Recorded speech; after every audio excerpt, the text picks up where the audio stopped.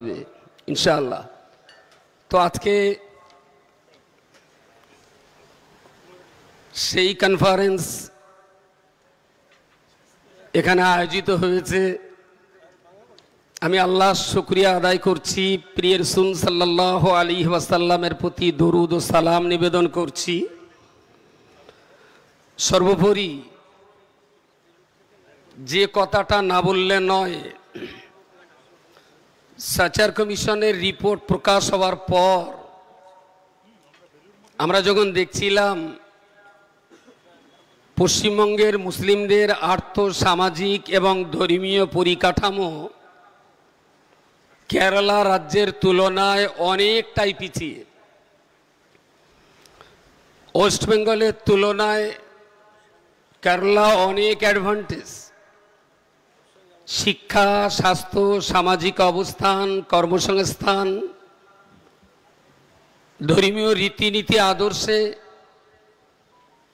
বাংলার থেকে তারা অনেক এগিয়ে। সাচার কমিশনের এই রিপোর্ট পড়ার পর আমি এবং আমার সহকর্মী আকরাম ভাই এখানে আছেন, জীবনে প্রথম অন্ধকারে কেরালা সফর করি। কিছুই জানতাম না, শুধু ভারতবর্ষের মানচিত্রে কেরালা বলে একটা স্টেট আছে এটা জানতাম, আদারওয়াইজ কেরালা সম্পর্কে আমার কোনো ধারণাই ছিল না। সেখানে ছিলাম 3 दिन। मालिबारी लैंग्वेज के बारे में मुझे कोई भी पता नहीं चला। 3 दिन के अंदर मालिबारी एक लफ्ज भी मुझे मालूम नहीं हुआ।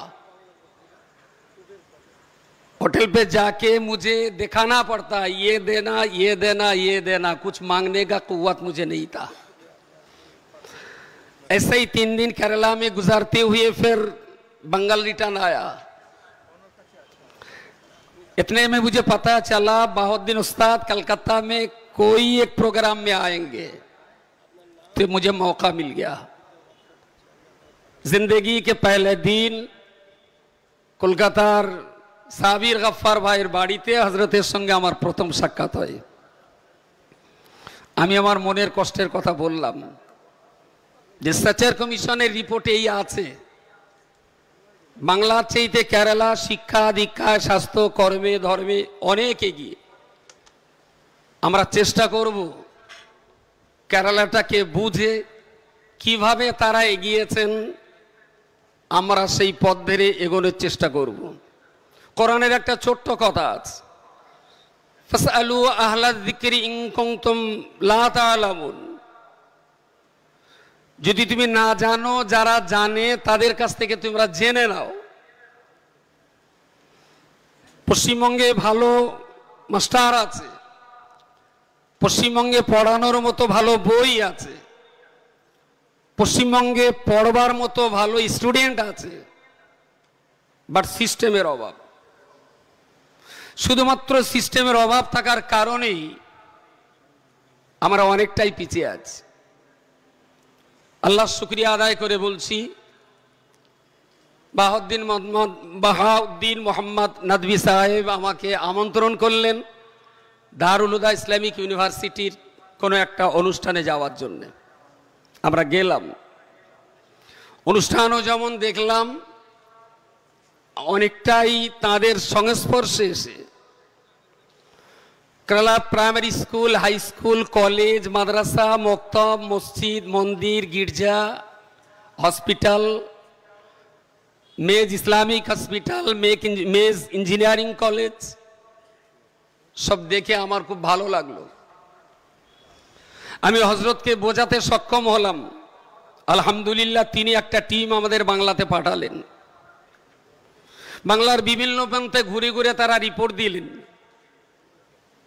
এইভাবে আসা যাওয়া হতে হতে 2017 সালে এসে তিনি আমাদের একটা কাজের প্রজেক্ট দিলেন, এবং তার অনেক আগেই আমি অত্যন্ত শ্রদ্ধার সঙ্গে তার শ্রদ্ধার সাথেই তার কথা বলবো।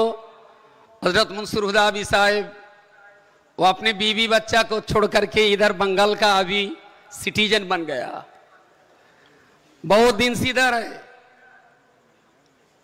2017 সাল থেকে আমরা একটা প্রজেক্ট পেলাম যে সমস্ত বাচ্চাদের জন্য দুটো শিক্ষা অত্যন্ত জরুরি। যেমন তার জন্য দিন শিক্ষা, আরবিতে বাংলা একটা কথা বলে, আল্লাহ যা করেন ভালোর জন্যই করেন। আমি জানি না, কালকে থেকেই বলছিলাম এর পিছনে নিশ্চয়ই আমাদের কোনো কল্যাণ রয়েছে। মাত্র 24 ঘন্টার ভিতরে এই কাজ, যেখানে 3,000 ডেলিগেট সোশ্যাল মিডিয়া তাদেরকে জানিয়ে, বাই ফোন তাদেরকে জানিয়ে, 30-35 জন ভিভিআইপি গেস্ট তাদেরকে এক এক করে ফোন করে আজকে এই পর্যন্ত আমরা আসতে পেরেছি। মঞ্চে যারা আছেন তারা সবাই আমার কাছে অত্যন্ত শ্রদ্ধার পাত্র। আপনারা নিশ্চয়ই জানেন অল ইন্ডিয়া সুন্নাতুল জামাতের যে এডুকেশন সিস্টেম, আমাদের 86টা মাদ্রাসা আছে, 18টা গার্লস कैंपस আছে। केरला में जिसको शरिया कॉलेज कहते हैं, ये 86 है। इधर ऑल इंडिया सुन्नत जमात के माताहत में चल रहा है। समस्त মাদ্রাসাগুলোর যেটা মাথা হিসেবে দাঁড়িয়ে আছে আল্লামা রুহুল আমিন স্মৃতি জামিয়া রহমানিয়া। ঠিক এর পাশাপাশি আমরা চেষ্টা চালিয়ে যাব, শুধুমাত্র আলেম হাফেজ মাওলানা মুফতি তৈরি করি একটা সমাজকে আগে বাড়ানো যাবে না। মুসলিম সমাজের জন্য আলেম জরুরি, হাফেজ জরুরি, কারি জরুরি, মুফতি भी জরুরি है। কিন্তু যদি আমি জিজ্ঞেস করি বা আমরা যদি একটু বুঝি, মৌলানা, হাফেজ, কারি, মুফতি এনাদেরকে আমরা তৈরি করার পর এনারা ইসলামের খেদমত করবেন, দ্বীনের ব্যাপারে তারা লিডারশিপ দেবেন। কিন্তু এই ভারতবর্ষে বেঁচে থাকতে গেলে, ভারতবর্ষের হসপিটালগুলোতে যদি মুসলমানদের 80টা রোগী থেকে থাকে, তাহলে এই দেশ আমার দেশ, এই ভারত আমার ভারত, তাহলে হসপিটালে বাংলার পক্ষ থেকে আমরা 80টা ডাক্তার যদি দিতে না পারি আমরা ব্যর্থ। দেশটা আমাদের। এই দেশে চারিদেশে যতগুলো দেশ আছে, পাকিস্তান বলুন, চীন বলুন, এদিকে মায়ানমার বলুন, বাংলাদেশ বলুন, সেনাবাহিনীতে যারা পাহারা দেন তারা রাত জেগে পাহারা দেন, তাই আমরা নিরিবিলি রাত্রিতে ঘুমাতে পারি। দেশটা যদি আমাদের হয় তাহলে কেন আমরা 100-র ভিতরে যদি 14 জন মুসলিম হই, তাহলে দেশের স্বার্থে কেন সেনাবাহিনীতে আমরা 14 জন জওয়ান দিতে পারবো না? দেশটা যদি আমাদের হয় তাহলে এই দেশের সুরক্ষার জন্য বিমান চালক যদি 100 পাইলট প্রয়োজন হয়, তাহলে 100-র ভিতরে 14টা পাইলট কেন মুসলমানরা দিতে পারবে না? দেশটা যদি আমাদের হয় তাহলে 100 থানার 100 ওসির ভিতরে 14টা ওসি কেন মুসলমানরা দিতে পারবে না? সুতরাং এটা শুধু আমার কমিউনিটির তারাক্কি নয়, দেশটাকে আগে বাড়াতে গেলে বিশ্বসভায় ভারত আবার শ্রেষ্ঠ আসন লবে, এই কথার সফল ব্যাখ্যা দিতে গেলে কথায় নয় কাজ করে আমাদের দেখিয়ে দিতে হবে যে আমরা আমাদের দেশকে ভালোবাসি, আমরা হিন্দুস্তানকে ভালোবাসি। শুধু মুখে বললে হবে না যে সারে জাহাঁ সে আচ্ছা है হিন্দুস্তান হামারা। যদি হিন্দুস্তান সারা পৃথিবীর চাইতে আমাদের কাছে ভালো থাকে, তাহলে হিন্দুস্তানের প্রত্যেকটা স্টেজে স্টেজে কেন কাজের জগতে আমরা আমাদের সন্তানদেরকে পাঠাতে পারবো না?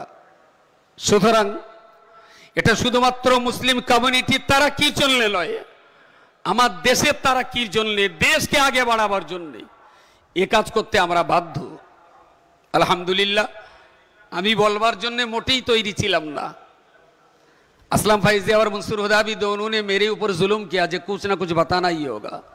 मेरा दिमाग अभी तक बिल्कुल सही सलामत में नहीं है। तब भी যা কিছু আপনাদের সামনে দুটো কথা বলতে পেরেছি তার জন্য ক্ষমা চেয়ে নিচ্ছি। 17টা স্টেটের যে সমস্ত মেহমান যারা এসেছেন उन लोगों के समझाने के लिए मुझे हिंदी थोड़ा बहुत आता है फिर भी गलत भी होता है, लेकिन इधर का अक्सर ऑडियंस चूंकि बंगाली है, इसलिए उनको समझाने के लिए मुझे बांग्ला लेक्चर देना बहुत ज़रूरी था। इसलिए आपके नज़दीक भी मैं माफ़ी मांगता हूँ।